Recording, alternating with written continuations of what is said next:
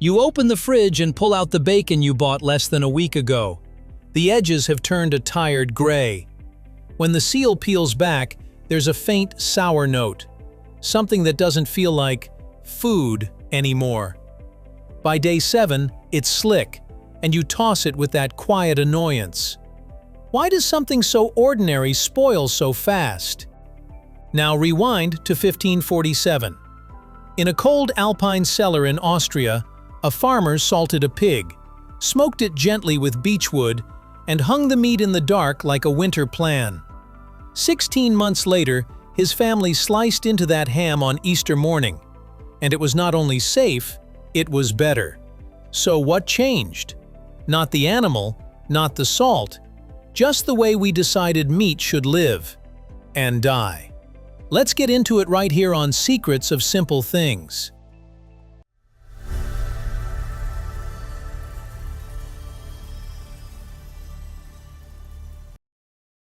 The hidden ingredient in supermarket bacon.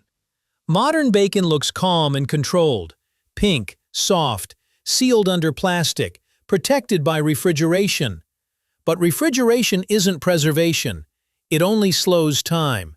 If the meat remains a comfortable place for microbes, the fridge just slows their clock. And many modern bacons are made more comfortable than we think, because they're given extra water. Look at enough ingredient lists, and you'll see it. Water. Industrial processors often inject brine, salt water, using machines with dozens of needles. It's fast, consistent, and it adds weight. Some bacon ends up carrying roughly 15 to 25% added water. That water changes the biology of the package. It raises the moisture that microbes can use, and it keeps the meat soft and fresh-looking, even when it's quietly becoming easier to spoil. Water activity, a simple number with a big consequence. Food scientists call it water activity, AW, how much water is actually available for bacteria to use. Pure water is 1.0. Fresh raw meat is around 0.98. As AW drops, bacteria lose their footing. Salmonella can't grow below about 0.95. E. coli stops around 0.95. Listeria needs roughly 0.92 or higher. An injected, wet bacon can sit around AW 0.96 to 0.97. Cold, but still biologically friendly, especially when moisture is trapped under plastic. Traditional dry-cured bacon and ham are built to be unfriendly. Weeks of salting, drying, and smoking can bring AW down to around 0.85 to 0.88. At that point, bacteria can't function. Yeasts can't take hold. Mold struggles to begin until you get closer to 0.80. The meat becomes, in a quiet way, inhospitable to life. That's the core difference. One product is designed to endure. The other is designed to stay plump until the next shopping trip. The old method asked you to wait. The new one quietly asks you to return, again and again, and to hurry, always. The clue in the pan. Cook supermarket bacon, and you may see a pale foam and a pool of liquid. The strips can shrink dramatically, sometimes around 30%. That bubbling isn't just fat.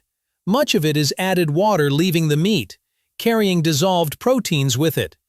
Ingredients like sodium phosphate can make muscle fibers swell and hold more liquid.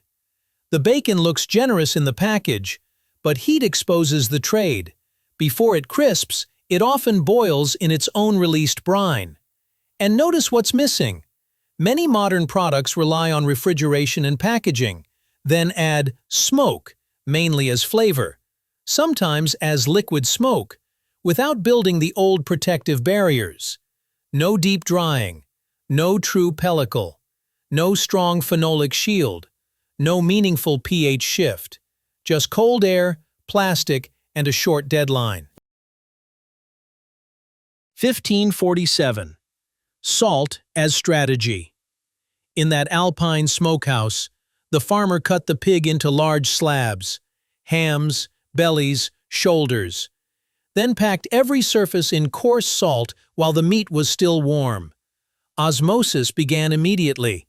Water inside muscle cells moved toward the salt crystals. The cells tightened. The escaping liquid carried blood, bacteria, and nutrients down into the salt bed. Over about 7 days, the meat could lose around 15% of its weight, mostly water. Then came the part that feels almost modern in its precision. They salted again. After a week, the wet salt was scraped off and replaced with fresh, dry salt. Then again. By the third salting, the meat was firm, dark red, and dry to the touch. Water activity could be around 0.92, better but not yet safe for the long haul. So the next step mattered: smoke. Cold smoke, a chemical shield that doesn't look like one. Medieval smokehouses often kept the fire away from the meat, sending smoke through a long flue so it arrived cool, below about 30 degrees Celsius. Hot smoke can cook the outside and trap moisture inside. Cold smoke dries slowly while depositing preservative chemistry. Wood smoke contains hundreds of compounds. 2 groups do most of the work: phenols and organic acids. Phenols form when lignin breaks down during low-temperature burning. Compounds like guaiacol and syringol act like disinfectants on the surface, and they slow rancidity by protecting fat from oxygen. Smoke also helps create a thin surface layer, the pellicle, like natural shrink wrap that limits oxygen and helps the surface stay dry.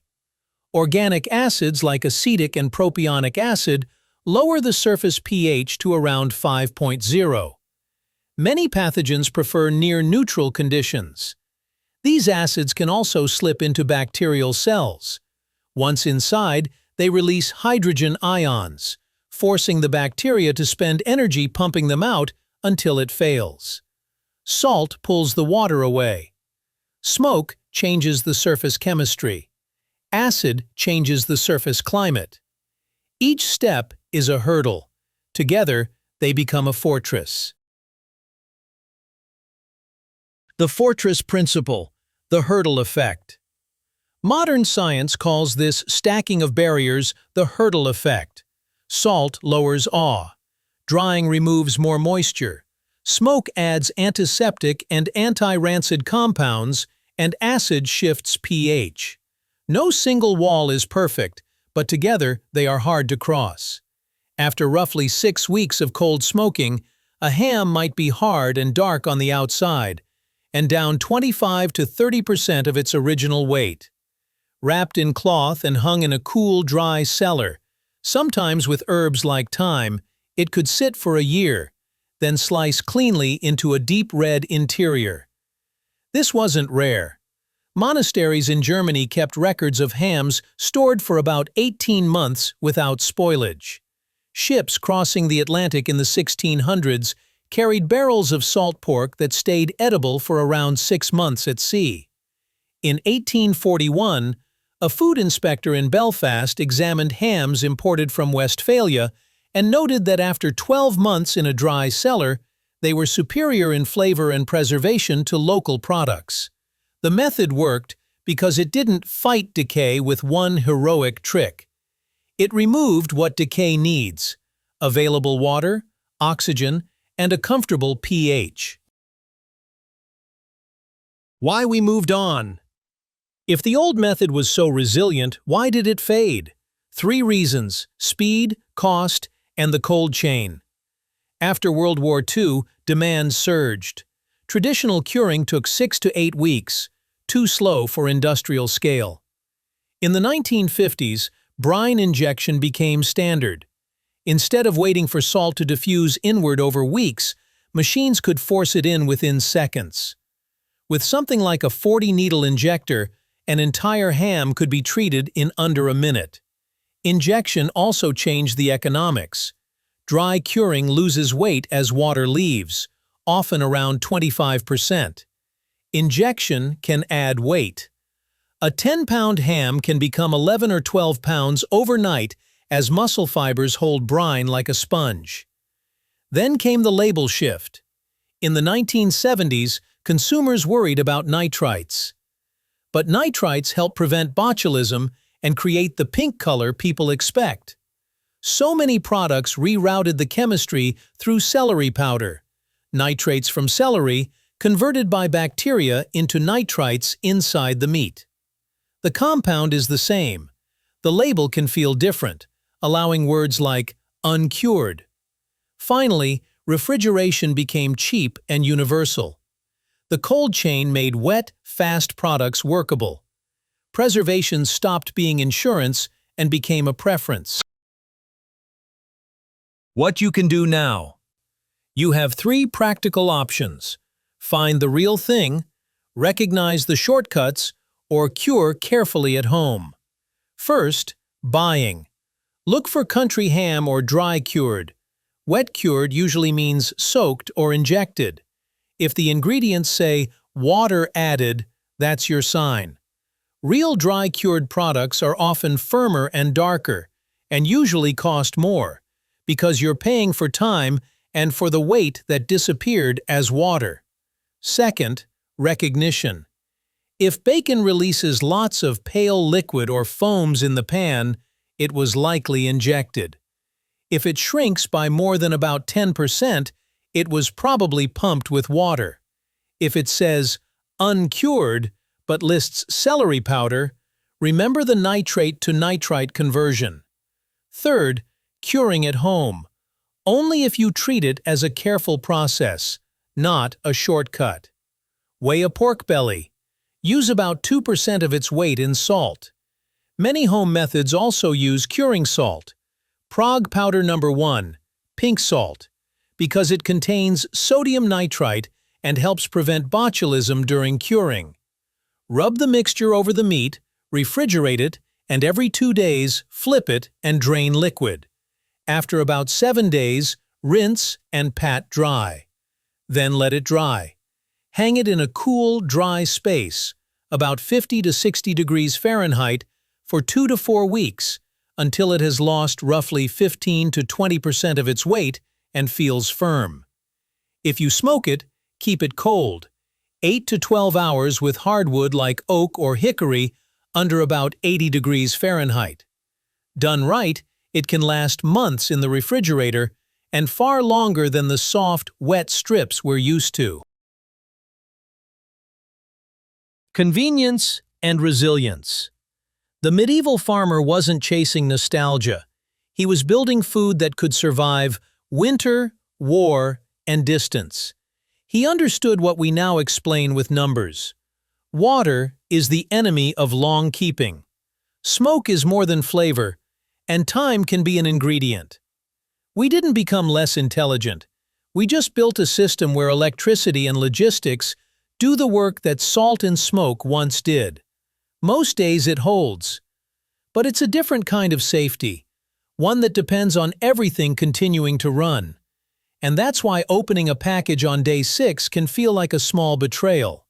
It isn't really the bacon, it's the bargain. We traded endurance for ease and called it progress. If you enjoy uncovering the hidden chemistry inside ordinary things, subscribe to Secrets of Simple Things. And tell me, when you see that white liquid in the pan, what did you always assume it was?